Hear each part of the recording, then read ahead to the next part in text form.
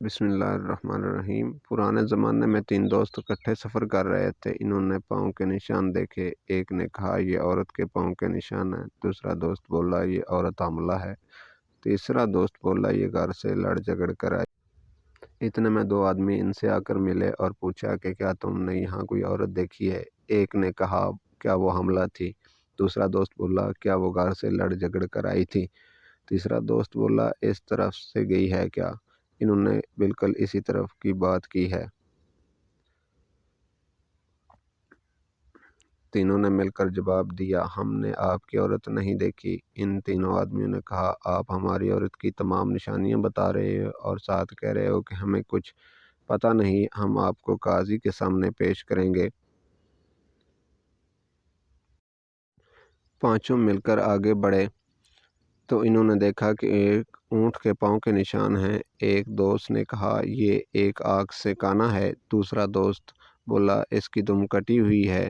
تیسرا دوست بولا اس کے اوپر شہد رکھی ہوئی تھی۔ اتنے میں اونٹ کا مالک ان سے آ کر ملا اور پوچھا کیا تم نے میرے اونٹ کو دیکھا ہے؟ ایک دوست نے کہا کیا وہ ایک آنکھ سے کانا تھا؟ دوسرا دوست بولا کیا اس پہ شہد رکھی ہوئی تھی؟ تیسرا دوست بولا کیا اس کی دم کٹی ہوئی تھی؟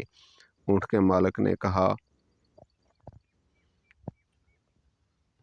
بالکل اسی طرح کی بات ہے۔ ان تینوں نے مل کر جواب دیا ہم نے نہیں دیکھا۔ اونٹ کے مالک نے کہا آپ میرے اونٹ کی تمام نشانیاں بتا رہے ہو اور ساتھ کہہ رہے ہو کہ ہمیں کچھ نہیں پتا، میں آپ کو قاضی کے سامنے پیش کروں گا۔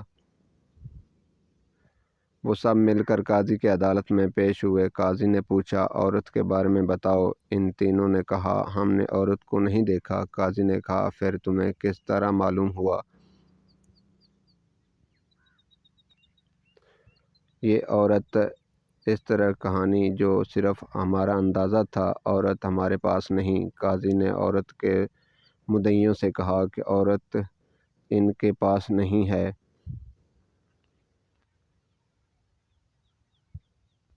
ایک دوست نے کہا میں نے اس کے پاؤں کے نشان کو دیکھا، وہ پوری طرح زمین پر لگا ہوا تھا، کیونکہ انسان کے پاؤں کا ایک حصہ پوری طرح زمین پر نہیں لگتا۔ یہ اسی صورت میں ہو سکتا ہے جب عورت حاملہ ہو۔ اس میں اندازہ لگایا کہ وہ عورت حاملہ تھی۔ دوسرا دوست بولا عورت کے پاؤں کے نشان تھوڑی دیر آگے چلنے کے بعد رک جاتے اور واپس مڑ جاتے اور پھر تھوڑے دیر چلتے اور پھر رک جاتے۔ اس میں نے اندازہ لگایا کہ یہ عورت گھر سے لڑ جھگڑ کر آئی ہے۔ تیسرا دوست بولا عورت اور مرد کے پاؤں کے نشان میں فرق ہوتا ہے۔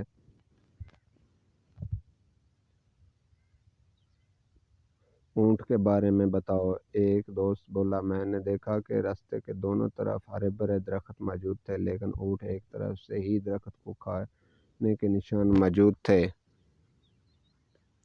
اس سے میں نے اندازہ لگایا کہ اونٹ ایک آنکھ سے کانا ہے۔ دوسرا دوست بولا میں نے دیکھا کہ جس طرف سے اونٹ نے درختوں کو کھایا ہوا تھا، اس طرف درختوں کے اوپر مکھیاں بیٹھی ہوئی تھیں۔ اس سے میں نے اندازہ لگایا کہ اونٹ کے اوپر شہد رکھا ہوا تھا۔ تیسرا دوست بولا میں نے دیکھا کہ اونٹ کے گوبر ایک جگہ گرا ہوا تھا، حالانکہ اونٹ اپنی گوبر پونچھ کی مدد سے پھیلا کر پھینکتا ہے۔